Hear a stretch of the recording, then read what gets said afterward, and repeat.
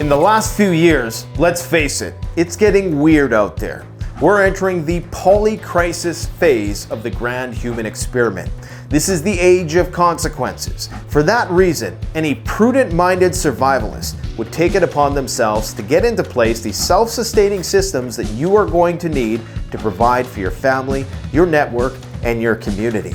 Today on the channel, we're going to be talking about the #1 priority when it comes to off-grid survival: your shelter. I'm not talking about some makeshift super shelter lean-to in the woods.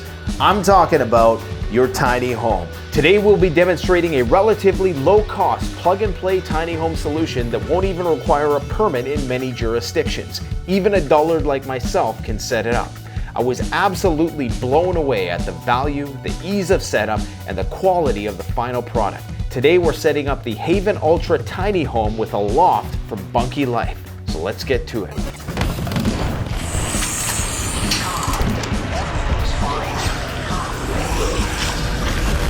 What I'm sitting on is a house in a box. We are gonna go build ourselves a Haven Ultra from Bunky Life. This is a tiny home.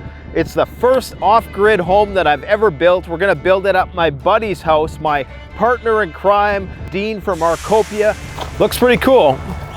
It's pretty compact, like it's, you know, I thought it would be a bunch of things wrapped up, but it's a nice rectangular giant skid of wood. Doesn't get more compact than that. So on day one, we went and we picked up our bunkie. It took this forklift to lift it onto the flatbed. We got her all tied down and we took her to our site. Both the roof and the base layer are the only things that you're going to have to customize and build to suit your own needs. So we had to go pick up some additional materials. We got some lumber for our foundation. We got some tin for the roof. We got some insulation, and we got our patio blocks and a few other odds and ends, and we're pretty much ready to go. All right, guys, it's a beautiful day. For once, we don't have any smoke. Probably one of the first days of the season that there hasn't been smoke. I can see it in the distance, but it's not that bad today. We've came to our site. Everything's nice and lush and greened up. Okay, so we are going to our new site where we're gonna be putting the bunkie. We still have to brush cut it. I'm told that we have a machine that can do this, and we're going to brush cut the shit out of this. This is where the bunkie is gonna sit. We got a nice natural backdrop. Yeah, I think this is gonna be nice. We'll have a little bit of shade too, and it's gonna be a nice like little pocket that we're in here. It's down slope, so we don't have to worry about flooding or anything like that. Yeah, let's get these machines out and let's cut her down.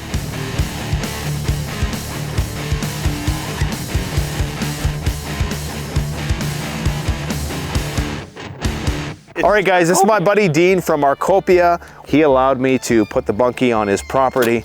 So yeah, we found this nice little spot in the middle of this lightly wooded area, and complete with an owl, a dog, birds chirping, all the whole 9 yards. I have some Arkopia freeze-dried smoothies. The last 25 years, in case it takes me that long to build this, I have a Red Bull, I have Mountain House, I have Happy Yak, and I have Peak Refuel, and a astronaut freeze dried ice cream sandwich just in case. And I brought this tape measure. I don't know what the hell I'm going to use this for. So that's all you need. And so what do you got in your kit here, buddy? You done screwing around yet? I think this is going to be an awesome little exercise. When choosing your bunkie site, you're going to want to make sure that you have around 5 to 6 feet of space cleared around the bunkie in addition to the 100 square foot footprint that you're going to need. Having this space to maneuver around the bunkie, whether it's for a scaffolding or for a ladder, is going to be highly beneficial later on. Once we had selected our site and we clear cut all the big stuff and we brush cut all the small stuff, and we raked away all the grass, we laid down some landscape fabric just to keep all the brush down, keep any weeds from springing up. We put down some gravel. It probably took us 8 or 9 loads of gravel to get around a 500 square foot space that we could work with. This is not only going to be for the footprint of the bunkie, but it's also going to keep a lot of the weeds down around the bunkie and in the front yard, where we're likely going to want to put a fireplace and some other odds and ends. This also goes a long way in terms of keeping the bugs down. Okay, so we put down landscape fabric, took out all the organic material underneath, and a good 4 inches of packed gravel. Bunky Life gives you a few options. They don't include a footing, but they make it versatile. You can do a bunch of different things. But I'm gonna do it the home builder type way to make sure that it's completely square, mouse proof, waterproof, and I'm even gonna insulate the floor so it's on Nate's bare feet there. He's gonna be nice and toasty in the winter. It took us a little while to make sure that everything was level. We did some tampering. We framed the foundation in such a way that it's going to be rodent proof and condensation proof, and it's going to provide great insulation for the floor. We then put treated wood on the outside of the foundation. All right, guys, let's set this thing up. In order for Bunky to minimize shipping costs, they have to pack it in a way which is not very organized. So the first thing we did was we organized all of the different pieces according to their code and number that is written on every piece of board. This was very easy to do because Bunky makes sure that they give every board its own label and categorization. Unfortunately, you're going to be tasked with organizing it all. I would strongly recommend doing this because it's going to make your life a lot easier later on. So I think we got the hardest part done. We got everything nicely sorted. We unpacked the pallet. That was a bit of a process. First, we had to unpack it all. Then we nicely organized it along Dean's flatbed truck here. We got the foundation pretty much all said and done. We're about to put the first sidewall pieces together, and we're gonna drill those on. And I think this should be a pretty smooth process. It's sunny, there's no bugs. It's windy. We can't complain about a thing. But I'm sure the communist camera guy's, thinking about something to complain about. So everything fits together, tongue and groove. They have these, as you can see, these grooves here, and it all just fits together. And they give you a few hammer blocks and recommend hammering every piece so it's nice and tight to ensure nice tight connections so there's no gaps. This is going to minimize ingress and make sure that everything fits together symmetrically. As you can see, the walls are starting to get built. What an amazing sight. We put in some screws at an angle in the door and the window frames. Then we slid on the doors and the windows. Now, before you put this all together, you're going to want to make sure that you remove the set screws from the top of the windows. I should add that the step-by-step instructions were incredibly easy to follow throughout this process. There's an incredibly detailed and well-illustrated step-by-step guide, online PDFs for every Bunky model. Because Dean is a man of many resources, we are leveraging the scaffolding. You don't have to do this, you could use ladders. This is something that we've decided to do. It's just gonna make it easier once we get it all set up. It's like 15 minutes of setup, and it's probably gonna speed things up very, very quickly. You could do it with a ladder. It's just gonna take you maybe twice as long. Once our doors and our windows were finally put on, the most satisfying part was putting that nice long piece of wood on top, and that brought everything together, and the structure really started to get some rigidity after that. The second story is a little bit bigger than the main floor as it cantilevers over the first floor by a few feet. So you can see the side pieces getting longer as we get close to the second level. These special pieces have notches cut out for the second level floor joists. Once we started laying the joists across, we again noticed a major improvement in the overall strength of the structure. Very satisfying. Once all that was done, we put in the floorboards and we called it a day. All right, my friends, so we're at the end of day 2 pretty much, and we've pretty much got the first floor done. We're putting the ceiling on, which is the floor for the loft, and I think we're gonna call it a day after this, but we probably put in about 6 hours today to get to where we are. Really easy so far, no major snags. By and large, I'd say we're at 99.9% in terms of all the parts and pieces going together really well, and everything seems pretty safe and secure. It's starting to really get some weight to it. I'd say this is a 2-man job minimum. You could do it by yourself, but it would be difficult. 3 people is going to be very useful. You can have 1 person hammering, 1 person drilling, and 1 person grabbing wood. Next up was putting in the upstairs window. Up until this point, we haven't had any major issues whatsoever. Everything has fit perfectly well. We put a few more layers around and then we're ready to get started on the roof peak. We then started to place and secure the pre-assembled peak pieces. The heaviest pieces in your Bunky Life kit, which will require 2 people to lift, are the roof beams. There are 5 of these in total. This will be the extent of the heavy lifting that you have to do for your Bunky. If you're Paul Bunyan, you might be able to do this yourself, but you should probably have a friend just to be safe. We then put in the cross bases on the ceiling beams, applied all of the individual roof pieces, which was easy peasy, no fuss, and then the Bunky portion of our roof was effectively done. However, we still have to add on our metal roof. We then cut our insulation and inserted it into the floor. We put the floorboards in on the first floor, and that was pretty much it for the first floor. All right, guys, it's been a long, hot, sticky insulation kind of day. I got fiberglass particles all over me and I'm jumping out of my skin, but we finally have built it. Super easy, super straightforward. All the pieces fit. The scaffolding really helped a lot, okay? So if we didn't have that, this probably would have taken us twice as long. It definitely helps having 5 people and a crew of hungry communists with you to help out. All right, guys, so we're back on the final day of the Bunky build. We got the roof to build. We got a few different odds and ends to put together around the house. What we're gonna do today is we're going to wrap the roof with this house wrap. Then we're going to put a layer of this continuous wall insulation silverboard graphite, which is styrofoam with mylar exterior. Then we're gonna put on some insulated tarps over top of that. And then over top of that, we're gonna put on this metal roof, which is called Galvalume. And that is going to just give us obviously the rain protection, and it will reflect some of the sunlight as well. It's got that nice reflective color. So I'm really excited to finally put the finishing touches on this place. The first thing that we put over the plain wooden Bunky roof was some house wrap for condensation control.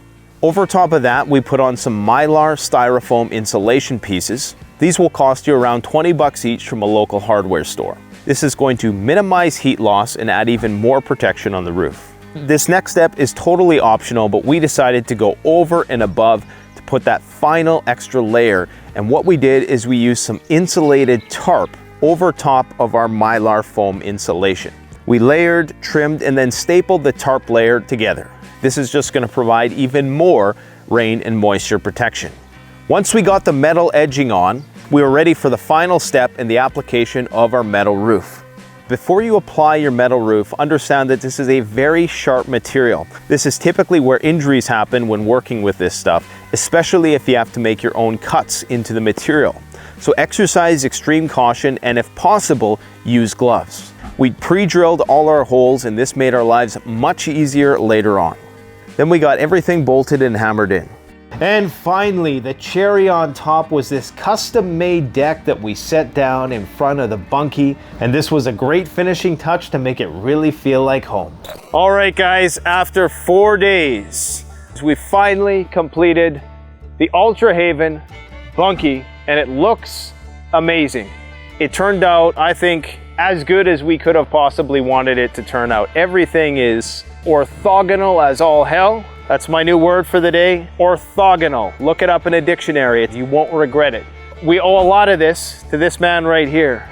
Dean worked his ass off to help us build this thing. It's been a pleasure working with you, my friend. Yep. I hope we can finally get drunk in here and just shoot the breeze now, but we're not gonna do that on camera. But for now, we can just kind of enjoy this moment because, you know, it was an easy build. There was a few little snags here and there along the way, but it helps when you have an experienced contractor who's built many homes. It is simple. It's just, it takes time and you have to have the tools. It helped because Dean has a Bobcat, he's got scaffolding, he's got all the tools, he's got a wealth of experience, and I would definitely, absolutely encourage you to go check out his channel. It's written right up there. It's Arkopia. They also make an excellent freeze-dried smoothie that lasts 25 years. We'll talk about all the technical stuff in an upcoming video We're going to do a step-by-step where we show you everything we did from start to finish. We're going to annotate it. You know, all your questions will be answered. But I think, you know, the most important thing that I've gotten out of this experience is this was just a learning experience for me, you know, and like kind of the basics of construction. This is the preppers version of MTV Cribs. Is that still a thing? Did I just date myself? Let's go check it out. Oh, and there's communist camera equipment in the way. So we got 100 square feet to do whatever we want with. Now, in terms of the sleeping quarters, let's head on upstairs here. And these stairs you're not gonna be able to hold wine glasses whilst walking up. You're gonna need at least one hand free. It's kind of like a half ladder, half staircase. It's a much larger footprint up here in the loft. You're probably getting an extra 20 square feet of space or so. Obviously, this is going to be for sleeping, so you could have 2 twin beds up here. There's more than enough room for a little end table, or you could have a queen size, even a king size bed up here. It's a good amount of space. And I cannot say how impressed I am with just the straightness of the boards. Every board was almost perfectly straight, and you can just tell by looking at this place, it is orthogonal as all hell. The windows, just latch down like that, easy peasy. And this is a perfectly livable cottage. It's not too big, it's not too small. It's just enough so you can still appreciate the outdoors. There's a certain peace that comes with having less. That's why we go out into the wilderness in the first place. Praxis Prepper, when we interviewed him, he talked about how if you're gonna build a big house, a good way to do it is to build a little house first. This is like the perfect solution for that. If you're going off-grid and you're wanting to build a very big house, you could build this first, use it as kind of a base camp, and then you could, eventually build out your bigger house. This is perfectly livable. This only took us 4 days to build. So if you're buying some new land, this is a great starting solution. And because of course you're in nature, you're not confined to these 4 walls. So you got to look at it that way too, right? You can't look at this from the perspective of urban life where you're trapped in an apartment building and you're just surrounded by concrete. If you start off on this scale, then the next scale is going to be a lot easier. It's just the same principles, but magnified. Guys, go check out Bunky Life. You won't be disappointed. And there's a variety of different types of structures. This is only one of their options. I want to thank once again Arkopia. Go check out Dean's YouTube channel. He has a wealth of information on off-grid construction. He's doing all kinds of innovative and novel projects, including, of course, his most popular claim to fame, and that is the passive solar greenhouse, a one-of-a-kind structure that you just don't see too often, and it's something everybody who lives in this latitude should definitely consider if you want to grow food year-round. Go check out Arkopia. Thanks a lot, guys. I got to get out of here because I got to get back to the office and start pushing more pencils. The best way to support this channel is to support yourself by gearing up at CanadianPreparedness.com, where you'll find high-quality survival gear at the best prices, no junk, and no gimmicks. Use discount code PREPPINGGEAR for 10% off. Don't forget, the strong survive, but the prepared thrive. Stay safe.